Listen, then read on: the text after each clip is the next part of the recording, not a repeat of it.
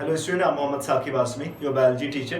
तो स्टूडेंट, ये बात हमारे बचपन की है। जैसे जब हम लोग छोटे थे तो हमारे मार्केट में जहाँ पे हमारा घर है उससे कुछ दूरी पे लगभग 100 से 200 मीटर की दूरी पे एक घर हुआ करता था। वहाँ पे एक औरत थी और उनके उसके दोनों पैर जो थे ना, वो हाथी की तरह से चौड़े थे, मतलब बड़े लंबे चौड़े उस तरीके से थे। और हम लोग देख के डर जाया करते थे। हम लोग जब घर में किसी से पूछते थे कि ऐसा क्या रीज़न है, उनके उसके पैर हमारी तरह से नॉर्मल क्यों है, तो हमारे घर के जो लोग थे या फिर जो अगल बगल के लोग थे तो उन्होंने वो हमें इस तरीके से कुछ दिलासा दे देते थे कि उसने कुछ गुनाह किया है, कुछ पाप किए हैं, उसकी वजह से उसके पैर ऐसे हो गए।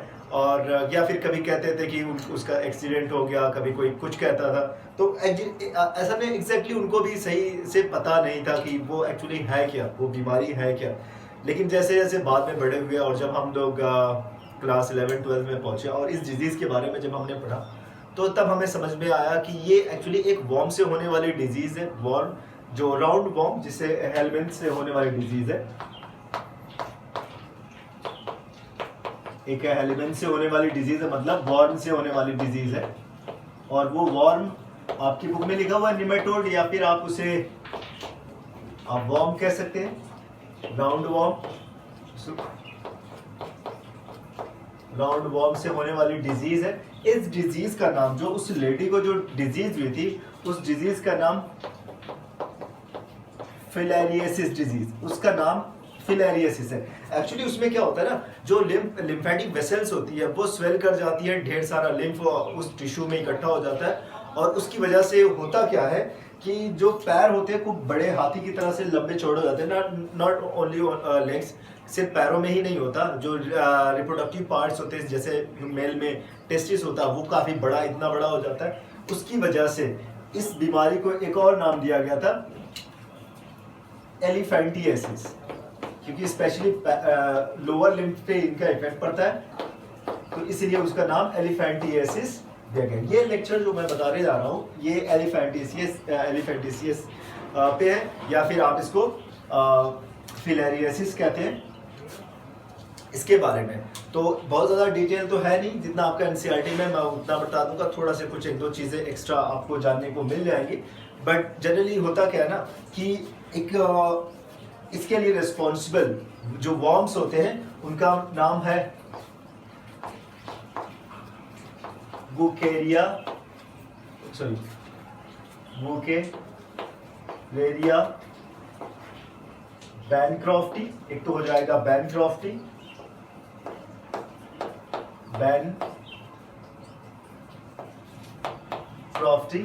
एंड सेकेंड जो स्पीसीज होती है वो है मलाई, बुकेरेरिया बैनक्रॉफ्टी। सेकेंड आपकी क्या है, बुकेरेरिया मलाई। ये दो वॉर्म है, ये रिस्पॉन्सिबल है किस डिजीज के लिए रिस्पॉन्सिबल है, आपके फिलेरियसिस या एलिफेंटिएसिस के लिए रिस्पॉन्सिबल है। अब जब ये बॉडी के अंदर इंटर हो जाते हैं तो ये स्पेशली लोअर लिम्स में जाते हैं, मतलब नीचे वाले पार्ट्स में आते हैं इनके लार्वा, वहाँ पे इन्फेक्शन क्रिएट करते हैं।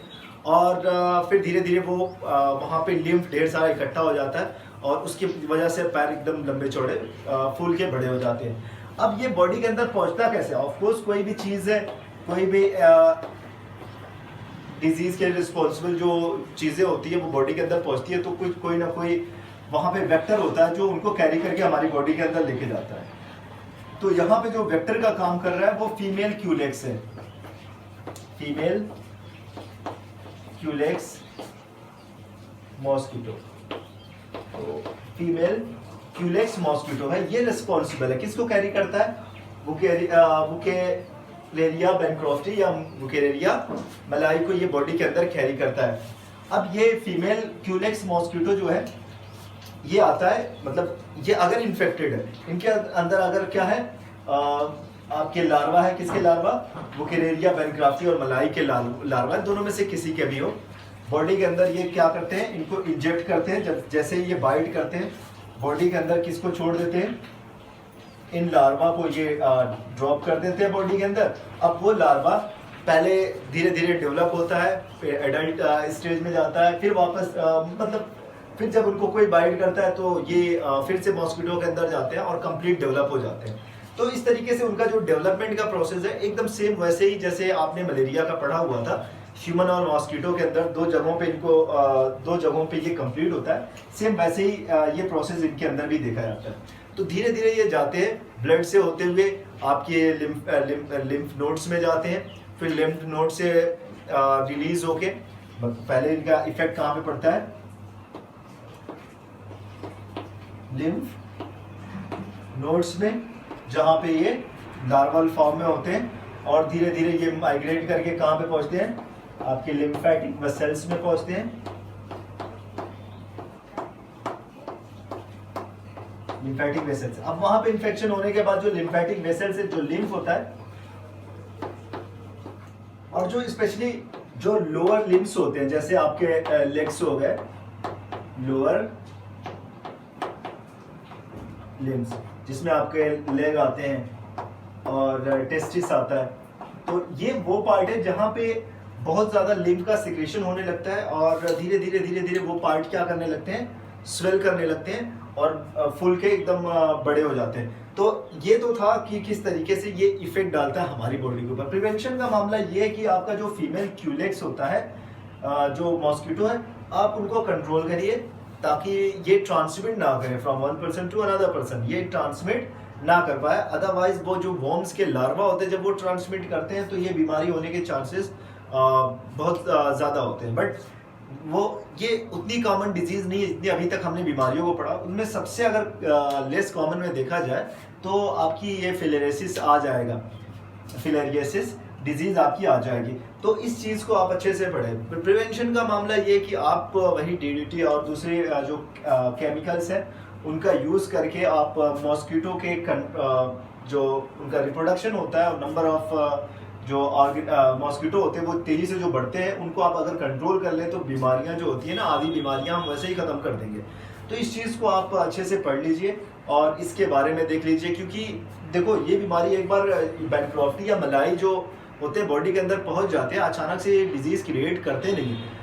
मॉस्किटो आता है, बाइट करता है, आपकी बॉडी के अंदर वॉर्म्स चले गए और आपको पता भी नहीं चला, क्योंकि बीमारी पता चलती है लगभग 8 महीने 9 महीने, कभी कभी 1 साल 1.25 साल लग जाते हैं। ये तो आपकी इम्यूनिटी पे डिपेंड करता है। अगर आपका इम्यून सिस्टम बहुत स्ट्रांग है तो कभी कभी ये डिजीज पता भी नहीं चलते और वॉर्म्स जो होते हैं आपकी बॉडी के अंदर सर्वाइव भी नहीं कर पाते।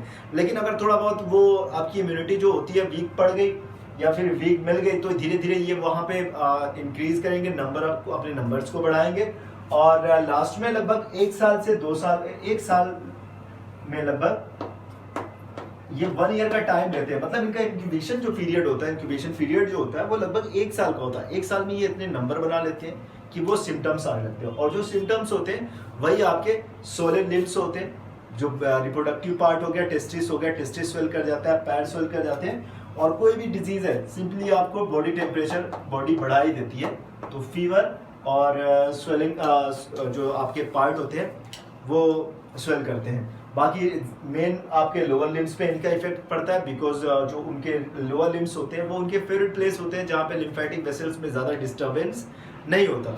तो इस चीज़ को आप लोग अच्छे से पढ़ लीजिए। इसमें अगर कोई कंफ्यूजन है तो आप एक बार कमेंट बॉक्स में ज़रूर लिख के बताइएगा। इंशाल्लाह मैं नेक्स्ट टाइम पे इसको एक्सप्लेन करने की कोशिश करूँगा। तो यहाँ तक आई होप कि आप लोगों को समझ में आ गया, कोई बहुत बड़ा है नहीं इसमें। तो इतनी डिजीज़ जो है, एक रिंग वॉर्म बचा हुआ है और एक आधा और डिजीज़ है, तो फिर मैं उनको कवर करके हम इम्यूनिटी में एंटर करते हैं। आज के लेक्चर में बस इतना ही, इसको आप अच्छे से देख लीजिए। कमेंट में आप ज़रूर लिख के बताइए और फीडबैक देते रहिए ताकि लेक्चर्स को और अपनी वीडियोज़ को इम्प्रूव किया जा सके। Thank you so much.